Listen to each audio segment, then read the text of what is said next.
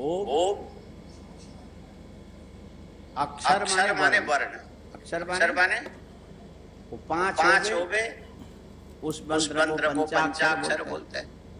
गिनो कितने अक्षर हैं? ओम, न, म, सी, वा। ये तो 6 अक्षर हो गए। हाँ, 6 अक्षर हो। ये जो ओंकार है मंत्र का अंग नहीं है। ओंकार क्या है? मंत्र का अंग नहीं। जैसे एक कप चाय में 1 चम्मच चीनी डालते हो ना, तो वो जो चीनी मिल करके ही कप भर चाय होता है। ओंकार मिल करके ही 5 अक्षर के मंत्र है।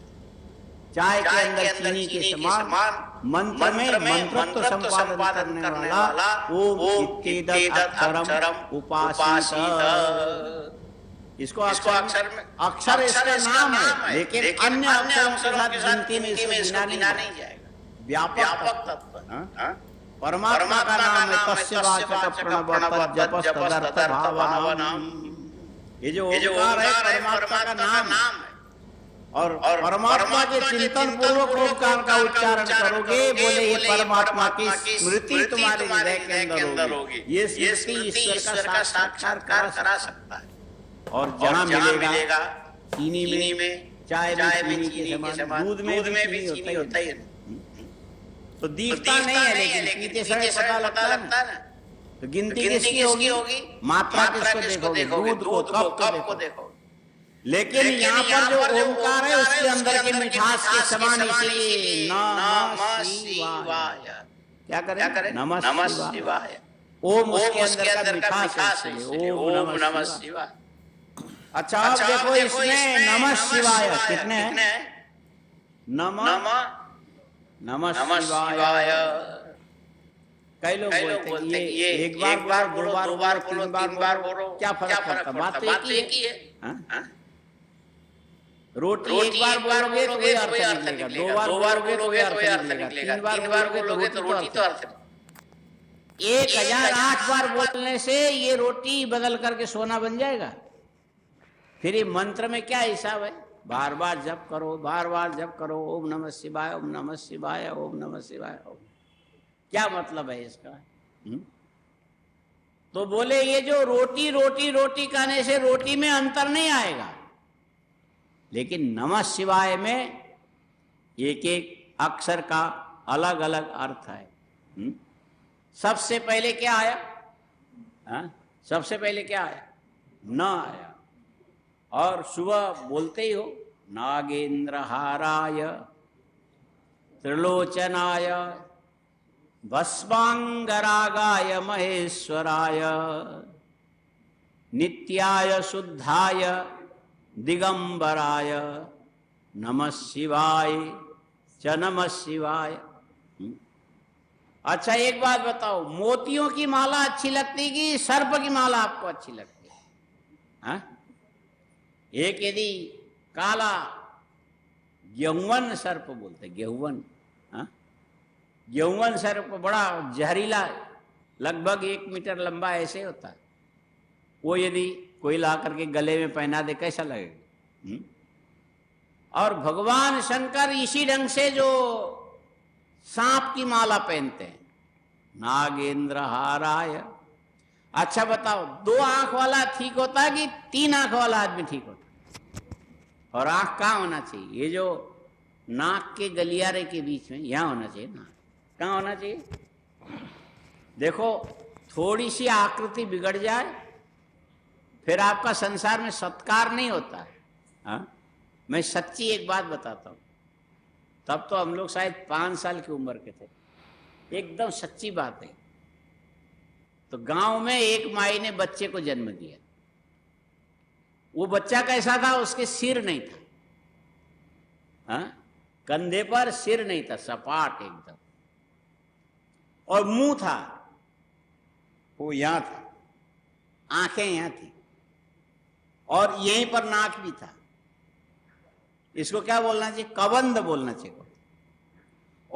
और जो जन्म लिया उस बच्चे ने, वो जिंदा था, हाथ पैर सब कुछ, लेकिन आंख यहां पर, यहां मुंह, नाक, सांस ले रहा। सारे गांव वाले देख करके डर गए। बड़ा अमंगल है ये, मेरे आंखों के सामने की बात। पंचायत बैठी और सबने कहा कि इस बच्चे को रखना नहीं चाहिए, उसको जिंदे ले जा करके जमीन में दफना दिया। हाँ? आदमी को अपने ढंग का ही सब चाहिए। जैसे हम हैं वैसे होगा तो ठीक, यदि दूसरा होगा। और उसकी मां ने भी मना नहीं किया, ठीक है ले जाओ। हाँ? जैसे कौन, ब्राह्मण पंडित दुबे विकास, आया समझ में, पंडित, उसके मां से कहा कि वो मार दिया गया, बोले बड़ा अच्छा किया। हाँ? इसका मतलब है कि पूजा तुम्हारे कर्म की होती है, व्यक्ति की नहीं होती है। खाली जाति लेकर के कहोगे कि हम तो ब्राह्मण हैं, चाहे किसी को कुछ भी कर ले, क्या फर्क पड़ता। इतने से काम नहीं चलेगा। तो माने नाक के जगह नाक होना चाहिए, सिर के जगह सिर होना चाहिए, आंख के जगह आंख होना चाहिए, मुंह के जगह मुंह होना चाहिए। यदि छाती में दिखने लग जाए वो अच्छा लगेगा क्या? और भगवान शंकर, दो आंख वाले सभी अच्छे होते हैं, लेकिन भगवान शंकर के तीसरे नेत्र है, ये अच्छा लगेगा कि बुरा लगेगा? तीन नेत्र होने से भगवान का नाम बिगड़ गया। उनका नाम है विरूपाक्ष। विरूपाक्ष माने तीसरे आंख से कोई चेहरा सुंदर नहीं होता। यदि आपके ललाट पे तीसरा आंख दिखाई दिया तो फिर दुनिया ऐसे डरेगी कि आप जाके अंत में कूद के मर जाओगे। क्या ये जीवन है? लेकिन भगवान शंकर उसी में मस्त है। तीन नेत्र है तो कोई बात नहीं। नागेंद्र हाराय त्रिलोचनाय। अच्छा बताओ क्या अच्छा लगता है? आपको क्या अच्छा लगता है? घी अच्छा लगता है, मक्खन अच्छा लगता है, कि तेल अच्छा लगता है, कि राख अच्छा लगता है? बोलो। हाँ किस लिए? मक्खन, हाँ मक्खन, घी, तेल और राख में से क्या अच्छा लगता है? हाँ? मुंडन कराने के बाद सिर के ऊपर बादाम का तेल लगाना अच्छा लगता है, या मक्खन मलना अच्छा लगता है केसर मिला के, या सीधा राख ला करके सिर के ऊपर रखोगे? बोलो। जबकि दवाई का काम राख करता है। हाँ? गांव में कोई डॉक्टर नहीं होते, वैद्य नहीं होते, हॉस्पिटल नहीं होता, इंजेक्शन कुछ नहीं होता। कोई बच्चा ऊपर से नीचे गिरा और इतना बड़ा चोट लगा सिर के ऊपर, उसकी दवाई क्या है गांव वालों को पता है? ये कपड़े को, कॉटन वाली जो कपड़ा है ना, उसको जलाते हैं, जला के राख तैयार होने के बाद उसको कटोरी पे रखते हैं और उसमें उतनी मात्रा में चूना मिलाते हैं, और चूना के साथ उतनी मात्रा में हल्दी मिलाते हैं, और हल्दी के साथ उसके अंदर नींबू निचोड़ते हैं। नींबू निचोड़ के जब गीला हो जाए तो उसमें पीसी हुई लाल मिर्ची डालते हैं, और उसका लेप बना करके जहां चोट लगा उसके ऊपर ले जाके लगा देंगे।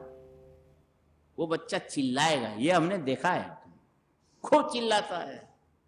मिर्ची, राख, जला हुआ कपड़े के राख, ये सारी चीजें ज्वलनशील है इसे।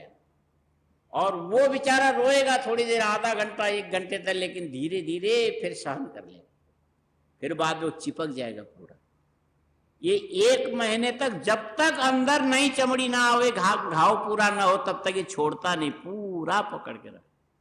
वहां कोई किसी प्रकार के टेटनस की इंजेक्शन लेने की जरूरत नहीं है। अपने आप में सबसे बड़ी दवाई है वो, घाव अपने आप ठीक होता। हाँ, छोटा सा खरोच लगा, खून निकलने लग जाए, कोने में मकड़ी का जाल हो, उसको लेकर के लगा तो फट से खून रुक जाएगा। माने कौन सी चीज क्या काम करती है ये समझने की बात है। और अच्छा बताओ, ये जो राख यदि मुंडन कराने के बाद सिर के ऊपर राख मलने लग जाओ तो ये तो नागा बाबाओं का काम है। हाँ? इलाहाबाद कुंभ में नहाने के लिए गए, बोले राख लगाया शरीर। क्यों लगाते? ये जो राख मलने से, भस्मी लगाने से शरीर में ठंडी नहीं लगती है। हाँ? ठंडक मिटा देता है। राख अपने आप ही गर्म चीज है। हाँ? तो जहां राख नहीं लगा तो फिर कांपने लग जाएगा आदमी। हाँ? राख में ठंडी नहीं लगती। और भगवान का न मक्खन, न बादाम का तेल, न तिल का तेल, न सरसों का तेल, न घी, न कुछ, अपने पूरे शरीर के अंदर क्या लगाते हैं? भस्म। भस्मांगरागाय महेश्वराय नित्याय शुद्धाय। और ये बाहर के आवरण ऐसा होने पर भी अंदर से भगवान कैसे नित्य है? सारे अनित्य जगत के साक्षी स्वरूप है। नित्याय शुद्धाय माने ये भगवान के मन में राग भी नहीं है, द्वेष भी नहीं है, ईर्ष्या भी नहीं है, घृणा भी नहीं है, और ये किसी के संबंधी नहीं है। भगवान किसी के जवाई भी नहीं है, भगवान का कोई ससुर भी नहीं। यदि होगा तो भगवान के साथ उसकी लड़ाई शुरू हो जाएगी। दक्ष प्रजापति बना था तो फिर मारना पड़ा, सहन नहीं होता। शंकर जी के संबंधी बनोगे तो तुम सहन नहीं कर पाओगे। भगवान शंकर के, अरे सीधे सादा आदमी, किसी बड़े पैसे वाले की लड़की से उसने शादी की, थोड़ी दिन मस्त हो जाएगा, बाद में ससुराल वालों से मार खाएगा। माने सहन नहीं होता है। भगवान शंकर भी संबंध को महत्व नहीं देते हैं। किसको महत्व देंगे? भाव को। नागेंद्र हाराय त्रिलोचनाय भस्मांगरागाय महेश्वराय। संसार में जिसको नहीं चाहिए ऐसी चीजें अपने शरीर में विभूषित करके भगवान मस्त है, आनंद में। ये नकार का मतलब है। किसका? नकार। नमः शिवाय में क्या है? नकार। नकार का मतलब है जिस सांप से तुम डरते हो उसको उन्होंने गले में लगा रखा, यज्ञोपवीत बना रखा, ये बागंबर को कसने के लिए रस्सी, जटा को बांधने, और उसी से विभूषित हो रहे हैं। त्रिलोचन, बाकी 2 आंख वाले और भगवान 3 आंख वाले। और अंधेरे में कोई दिखाई दे, भगवान की आंख चमक, चिल्लाओगे कौन आया, बाप रे, भूत प्रेत जैसा। और सारी दुनिया भले उनको डरावना माने, लेकिन भगवान उसी में खुश है। इसका मतलब है जो तुम्हें अच्छा लगता है ये तुम्हारी रुचि की चीज है, लेकिन वास्तविक तत्व क्या है? भगवान वैराग्य के सारे साधन को अपने शरीर के अंदर संयोजित करके दिखाते। नागेंद्र हाराय त्रिलोचनाय। और दूसरा है मंदाकिनी सलिल चंदन चर्चिताय। खाली भगवान दारिद्र्य नहीं दिखाते हैं। मंदाकिनी, मंदाकिनी बोलते हैं गंगा का नाम। मंदाकिनी, बियत गंगा, स्वर नदी, सुरधिर, गंगा के सब नाम है, अमरकोश में आता है। मंदाकिनी। ऐसे हिमालय में देखो तो सब अलग अलग हो जाते हैं। जब रुद्रप्रयाग से आगे बोल जाओगे, ये मंदाकिनी है, ये अलकनंदा है, और ये बियत गंगा है, ये भोट गंगा है, ये भागीरथी है। नीचे आके सब मिलकर के एक हो जाएंगे। और मंदाकिनी को बहुत पवित्र गंगा माना जाता है। मंदाकिनी को, अच्छा बताओ मंदाकिनी कहाँ से निकलती है? किसी को पता नहीं हो? बोलो मंदाकिनी कहाँ से आती? हाँ, केदारनाथ से आती। केदारनाथ से आने वाले को मंदाकिनी बोलते। बद्रीनाथ से आने वाले को अलकनंदा बोलते हैं। बद्रीनाथ से आवे उसको अलकनंदा, और गंगोत्री से आवे उसको भागीरथी बोलते। और ऐसे और भी हैं, बहुत सारी गंगाएं हैं। तो सबसे पवित्रतम मंदाकिनी मानी गई केदारनाथ से आने वाली।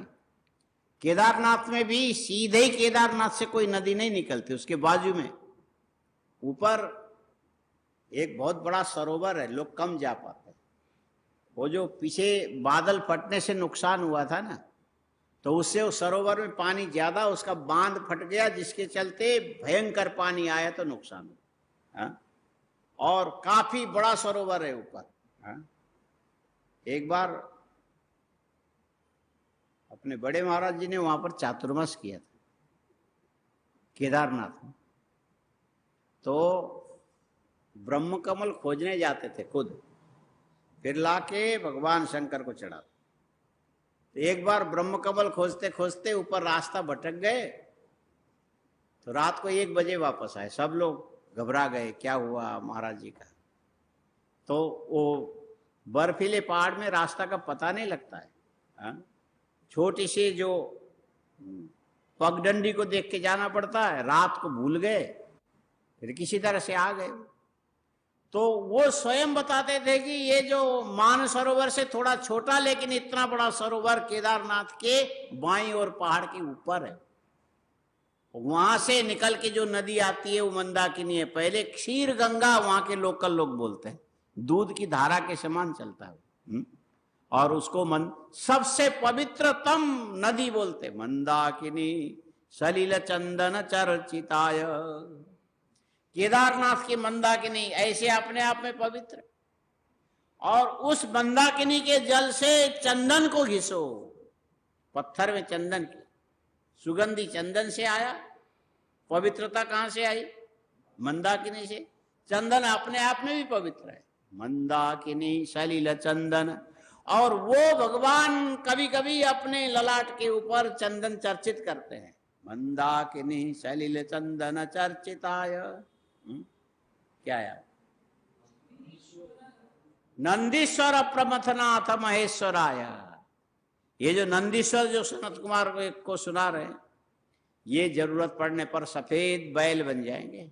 हाँ, ऐसे जरूरत पड़े तो भगवान हनुमान के आकार में बैठे बैठे उपदेश देते हैं। जब शंकर जी को यात्रा करनी पड़े तो सफेद बैल बन जाते हैं, उस पर भगवान शंकर विराजमान होते हैं। हाँ, नंदीश्वर प्रमथनाथ महे।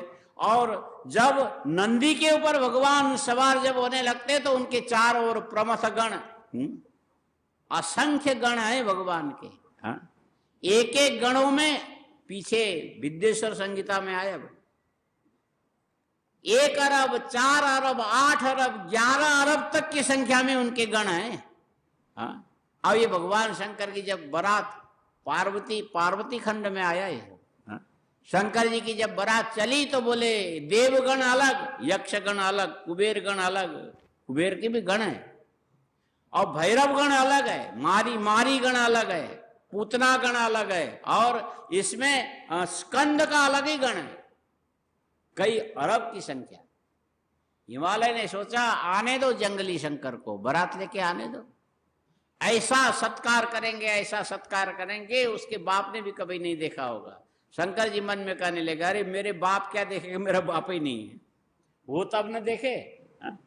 और हिमालय ये सोचने लगा वो सत्कार करूंगा, बेटे को पता ही लग जाएगा। भगवान शंकर करने लगे, कर ले तैयारी, तेरी सारी सत्कार को मेरे गण के कुछ लोग ही चट कर जाएंगे। और बाद में जब भूखे होकर के हाँ करके जाएंगे, तेरे हाथी घोड़े सब भाग जाएंगे, और तू भी जान बचाने के लिए अंदर जाके चूहे की तरह छिपेगा। तुमने मुझे समझा क्या है? यदि दिखाना चाहे तो भगवान शंकर के समान वैभव किसी का नहीं, न दिखाना चाहे तो फिर नागेंद्र क्या होगा? नम। और ये दोनों को मिला करके क्या बनता है? बोले नम बनता है। क्या बनता है? नम बनता है। नम शब्द को वेदों के अंदर अर्थ किया न मे इति नमः। नम शब्द का अर्थ क्या होता है? हम लोग नमस्कार माने लेटो लंबा, हाथ आगे करो, पीछे पैर, और एक पैर पर पैर चढ़ा के फिर ऐसा घुटने के बल हाथ उठ के मैंने देखो भगवान क्या मैंने नमस्कार मारा, ऐसा कोई मार सकता है? माने हमारे विनम्रता के अंदर भी डंडे के तरह अक्कड़पन नहीं है। कर रहे नमस्कार और अंदर से अकड़ रहे, और करते रहो, रोज करो, तुम्हारा काम है यही रहेगा। और भगवान कहते अरे तू क्या नमस्कार करेगा, तेरे से तो ये डंडे जो आकर के गिरते वो अच्छे हैं, कम से कम उठाए बिना नहीं उठते। तू तो गिरता भी दिखाने के लिए, उठता भी दिखाने के लिए, उसके बाद मुझे किसी ने देखा कि नहीं देखा, यूं माने भगवान शंकर कहते कि ये अहंकार का पूरा मिट्टी की मूर्ति है। माने ये जो मिट्टी जो है इसको तो अहम का ज्ञान नहीं है, लेकिन जड़ है, और ये चेतन होकर के मिट्टी की ओर जा रहा है। तू चाहे झुक चाहे बैठा रह, क्या फर्क पड़ने वाला? तेरे नमस्कार से मेरे सिर के ऊपर सोने के फूल लगेंगे। हाँ, भगवान शंकर इसीलिए तो शिवलिंग की स्थापना की, चुपचाप निर्विकार। नमस्कार करो तो ठीक है, ना करो तो ठीक है, आया तो ठीक, गया तो ठीक, कोई मतलब नहीं। तुम चाहो दूध लाओ, दूध में केसर मिलाओ, चाहे उसमें मलाई मिलाओ, चाहे पंचामृत बनाओ शिव जी के ऊपर, वो ना आंख कभी खोलेंगे, ना कभी पानी डालने पर आंख बंद करेंगे, ना नाराजगी ना कुछ। और भगवान शंकर के इस रूप की ओर इशारा किसने किया? बोले नमः न मे इति नमः। भगवान कहते हैं, ओ जीवो, हाँ तुम जीवड़ा हो। जीवड़ा, जीवड़ा जानते हो? जीवड़ा किसको बोलते? अरे जीवड़ा नहीं जानते हो? आलू उबाल करके रख दिया और भूल गए, और 10 दिन के बाद निकालोगे तो उसमें छिलके के अंदर कीड़े ऐसे ऐसे मिलेंगे, जीव। तो ये वो जिंदा आलू मरा हुआ है, आलू, और ये जो यूं करने वाले वो जीव जिंदे। बोलो कौन पवित्र है? मरा हुआ आलू पवित्र है कि जिंदा जीव पवित्र है? हाँ? जीव पवित्र है। वो आलू में कीड़े पड़ जाए खाओगे, काय को पवित्र है? ये जीव जिसमें पड़ जाए वो अपवित्र होता है। चावल जड़ है, घून चेतन है, और उसमें कीड़ा भी चेतन है। और चावल का खीर बनाओगे और उसमें टेढ़ा सा धारीदार कीड़ा ऐसा दिखाई दिया, पहले चेतन था, मर, वो खाओगे कि छोड़ोगे? अरे सारी दुनिया को गंदगी फैलाने वाला ये जीवात्मा है, जीवड़ा है ये। हाँ, ये जीवड़ा है। आया कहां से? बोले मरे हुए आलू में तो आया हो। हाँ, मरे हुए आलू में से जीव निकल गया तो खाने लायक नहीं, माने देखने लायक नहीं, ये बिल्कुल बर्बाद चीज है। तो भगवान कहते हैं, वो जीवों मेरी पूजा करने के लिए आ रहे हो, और उस पूजा में तुम्हारे अंदर अहंकार के अलावा कुछ नहीं, केवल अहंकार ही अहंकार भरा है। और हर जगह बोलते हो ये मेरे कपड़े, ये मेरा शरीर, ये मेरा वैभव, ये मेरा पद, ये मेरा ज्ञान, ये मेरा रूप, पता नहीं क्या क्या मेरा मेरा। और भगवान शंकर कहते तू मेरा मेरा मेरा तू बोलता चला जा, मैं और कुछ नहीं करूंगा। एक फूंक मार करके मकार के ऊपर का जो टेढ़ी मात्रा है ना उसको उड़ा देता। अब बोलो क्या बना? हाँ, मेरा में से एकार हट गया तो क्या बना? और भगवान शंकर कहते तेरा जो ऊपर उड़ना है ना, ये मेरे फूंक से हट जाएगा, फिर तू तो मरा ही मरा है। शरीर में अहंकार किया, वो बूढ़ा होने पर शरीर जो हालत हो जाएगी। हाँ? बिल्कुल पहले हाँ त्रैलोक्य भुवनेश्वरी बन करके घुमा करती थी, और बाद में धूमावती, फिर भैरवी, फिर चिड़चिड़ी। हाँ? उसके बाद बबुल के, सूखे बबुल के कांटे, अंत में लोग किसी तरह से ले जाके स्मशान में आग लगा के कहेंगे और अब दुनिया को शांत। इसीलिए चिता में आग लगाने के बाद लोग अंत में शांति पहाड़ बोलते। देहु शांतिरंतरिक्ष, बोले अब दुनिया में थोड़ी शांति मिलेगी। तू मर गई ना, अब जल गई। जब तक जीती रही तुमने किसी को सुखी रहने नहीं दिया। अब ये अग्नि में जाके, अब जाके तो जिसके जिसके साथ तुम्हारा अहंकार जुड़ता है वो सारी दुनिया को अशांत करने वाला। तुम पृथ्वी को अशांत करोगे, जल को अशांत करोगे, तेज को अशांत करोगे, अंतरिक्ष को अशांत, और तुम्हारे मन के अंदर की वासना के चलते पूरी दुनिया अशांत हो जाएगी। और ये अशांत के मूल में क्या है? बोले ये मेरा है, मुझ में है। उसमें यदि नकार लगा दो तो क्या बनेगा? न मे इति नमः।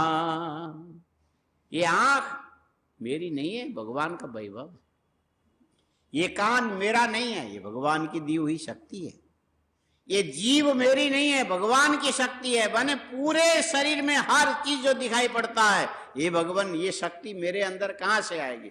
ये आपकी कृपा से इन शक्तियों की अनुभूति मैं कर रहा हूं। इस प्रकार का भाव यदि मन में जगे, उसका नाम है नमः। उसका नाम क्या है? कुछ भी मेरे अंदर नहीं, जो है भगवान में। न मे इति नमः। और ये राग आलाप में जाओगे भगवान के पास, पूछेंगे इतने दिन तो पूरी दुनिया में मस्ती मार रहा था, अभी नमः बोलने कैसे आया? हे भगवान देख लिया, वो मस्ती बड़ी सस्ती की थी। जो हमने मस्ती मारी वो सस्ती की मस्ती है। न उसमें तप है, न उसमें ज्ञान है, न उसमें ध्यान है, न उसमें तपस्या है, न उसमें आत्म संयम है। बस ये मेरा यूं यूं करते रहे। और आज ज्ञान हो गया, इसीलिए आपके सामने आकर के कह दिया हे भगवान जो कुछ भी है आप हैं, मेरा कुछ नहीं है। बोले ये राग क्यों अपना रहे हो? इसीलिए कि शिवाय कल्याणाय, अब मैं आत्म कल्याण के लिए आपके पास आया हूं। इसीलिए ये 5 अक्षर इस ढंग से बनते हैं। ये नमः जो बनता है सारे वस्तु जाप में से अपने आप के अभिमान को हटाने के लिए। शिवाय का मतलब है अप्राप्त, प्राप्त से प्राप्ति, भगवत साक्षात्कार के लिए मैं आपके पास। सीधी बात है, दुनिया की सारी चीजें छोड़ करके भगवान के शरण में जाओ। क्या करना चाहिए? सब कुछ छोड़ करके जाओ तो फिर वहां ये देखने की जरूरत नहीं कि तुम थाली किसकी लाए और लोटा कैसा लाए, पटका किसके सिर पर। कुछ भी, जो कुछ भी है हे भगवान तुम्हारा है। इसी से पंचाक्षर मंत्र बनता, नमः और शिवाय। और ये सबसे बड़ा मंत्र, यही अघोर मंत्र है। बोले